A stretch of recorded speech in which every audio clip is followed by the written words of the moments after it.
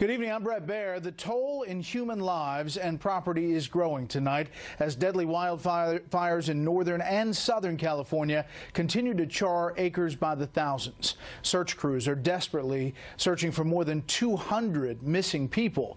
Fingers of blame are being pointed to the state's major utility, PG&E, which is already on the hook for billions of dollars in damages relating to another horrific outbreak of fires last year. Correspondent Claudia Cowan is live again tonight in what remains of the town of Paradise. Good evening, Claudia.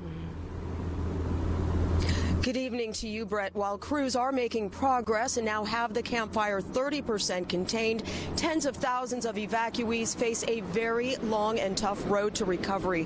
The mayor of Paradise says it will be weeks before people can even survey the damage and years to get this town back to normal.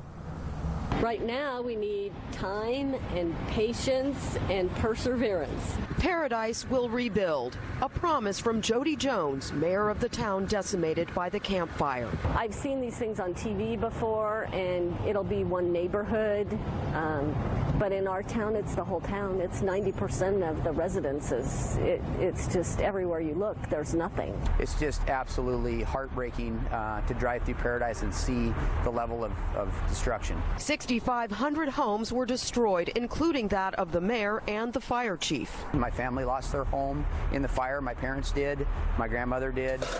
Coroner teams are expanding search and recovery efforts by adding 150 more people and setting up military-type morgue tents.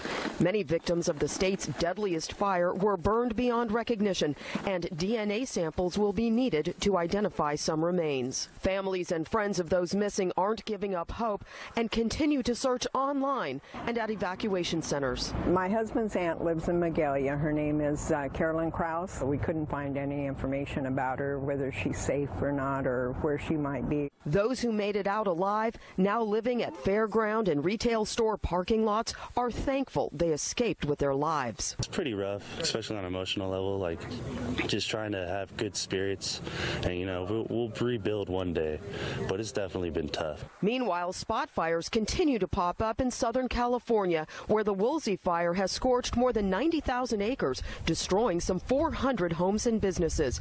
Malibu resident Paul Rasmussen was one of the lucky ones. I'm very fortunate. My neighbors saved my house. They were up all night long, hearing propane tanks go off in the neighborhood, houses all around going up in flames. Just a horrific scene. President Trump today offered condolences and federal disaster relief. We mourn the lives of those lost and we pray for the victims. Interior Secretary Ryan Zinke will visit communities impacted by these fires. He'll be here in Butte County tomorrow and in Southern California on Thursday.